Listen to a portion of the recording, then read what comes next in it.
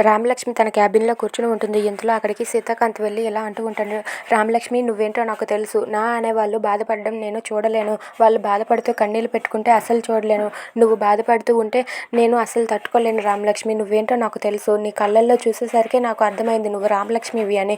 కానీ కాదన్నప్పుడు నీ నీ నీ చేత ఎలాగైనా సరే నిజం చెప్పించాలని అనుకున్నాను. నువ్వే నిజం చెప్పావు. ఇప్పుడు నీ కళ్ళల్లో సంతోషం చూడాలని నేను అనుకుంటున్నాను రామలక్ష్మి.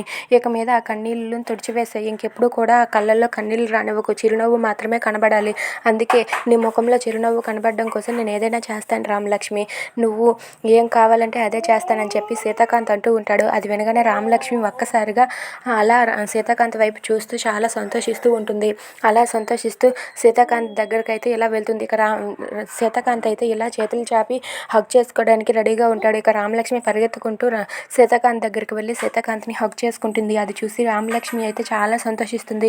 ఇక రామలక్ష్మి, సీతాకాంత్ వాళ్ళిద్దరూ కూడా ఒకరి మనసులు ఒకరు అర్థం చేసుకొని ఇద్దరు కూడా చాలా సంతోషిస్తూ ఉంటారు. ఇక రామలక్ష్మి, సీతాకాంత్ వాళ్ళిద్దరూ కూడా ఒకరికొకరు దగ్గర అవుతారు.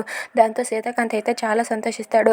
ఆ దేవుడు మన ఇద్దరిని వేరు చేయలేడు రామలక్ష్మి. మన ఇద్దరం చేస్తే ఒకేసారి చేస్తాం, మళ్ళీ జన్మ అంటూ ఉంటే మన ఇద్దరం కలిసే ఒకేసారి జన్మిస్తామని చెప్పి అంటూ ఉంటాడు. అది విని రామలక్ష్మి అయితే చాలా సంతోషిస్తుంది.